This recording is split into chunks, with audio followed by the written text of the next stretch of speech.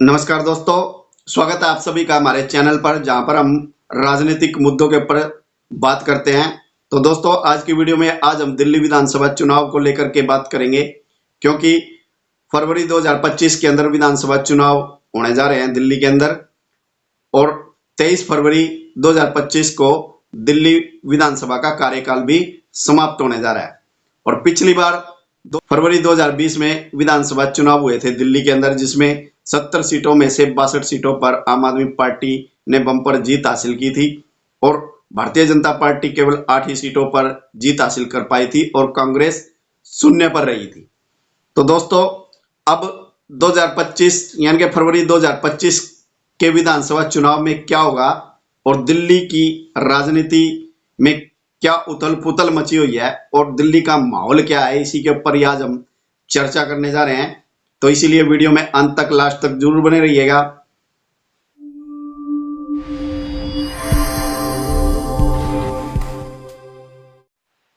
तो दोस्तों, जैसे ही दिल्ली के अंदर विधानसभा चुनाव नजदीक लगते हैं तो आम आदमी पार्टी को इन योजनाओं की याद आ जाती है।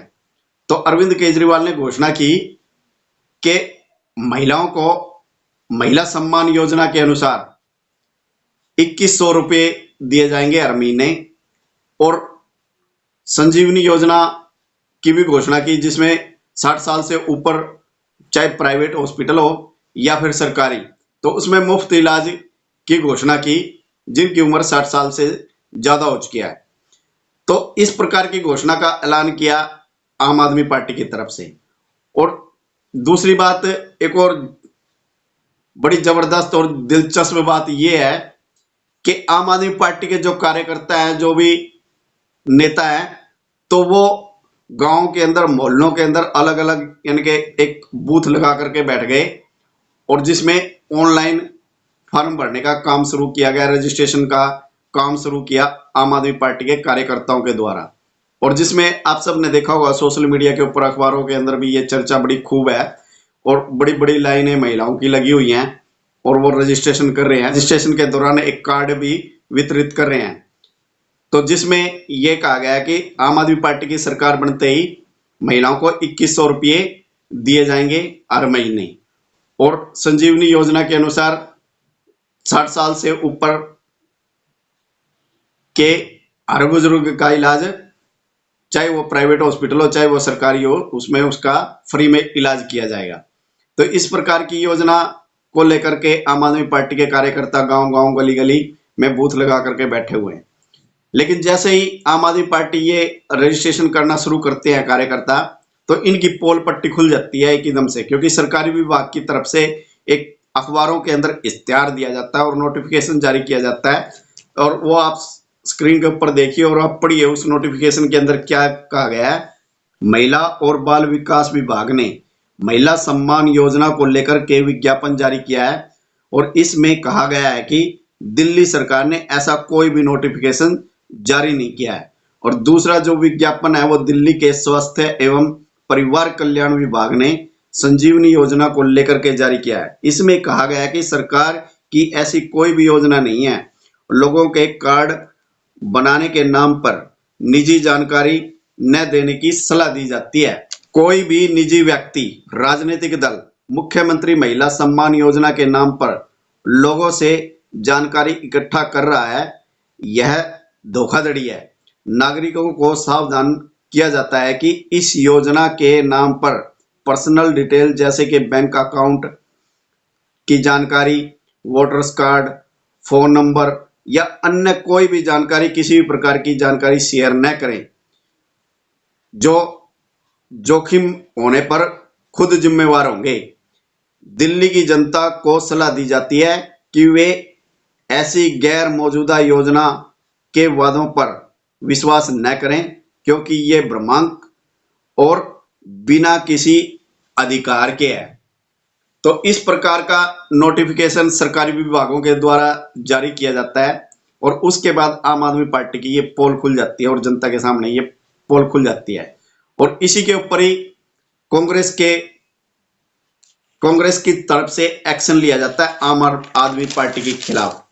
कांग्रेस के युवा प्रदेश अध्यक्ष ने केजरीवाल के खिलाफ यह शिकायत दी है और उन्होंने कहा कि सरकार के विभाग इन दोनों योजनाओं से इनकार कर रहे हैं।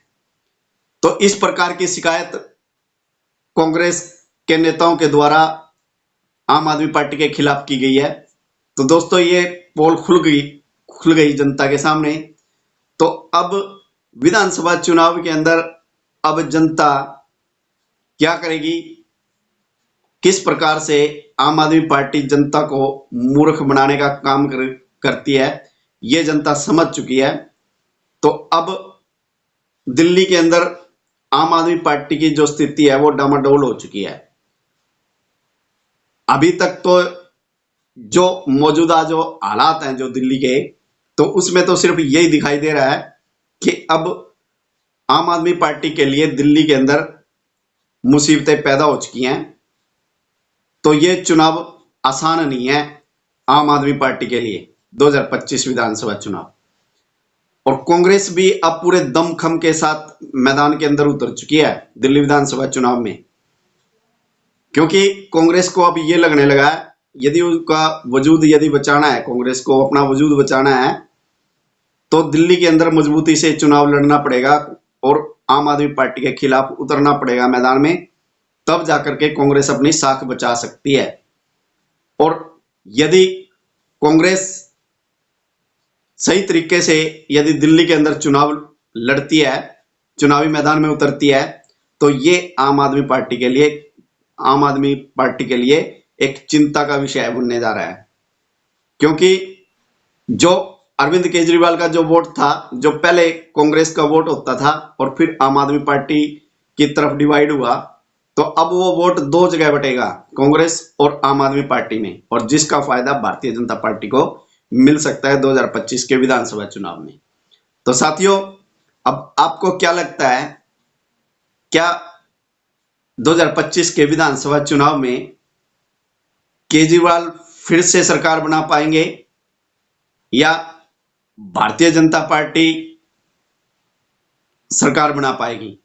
या फिर ऐसा भी हो सकता है विधानसभा चुनाव के अंदर त्रिकोणीय मुकाबला है, तो त्रिशंकु विधानसभा की भी स्थिति बन सकती है दिल्ली के अंदर। तो साथियों, अब आपको क्या लगता है इन तीनों में से? तो कमेंट बॉक्स में अपनी राय जरूर दीजिएगा। तो दोस्तों, आज की वीडियो में सिर्फ इतना ही। मिलते हैं फिर नई वीडियो में नई जानकारी के साथ। तब तक सभी साथियों को जय श्री राम, वंदे मातरम।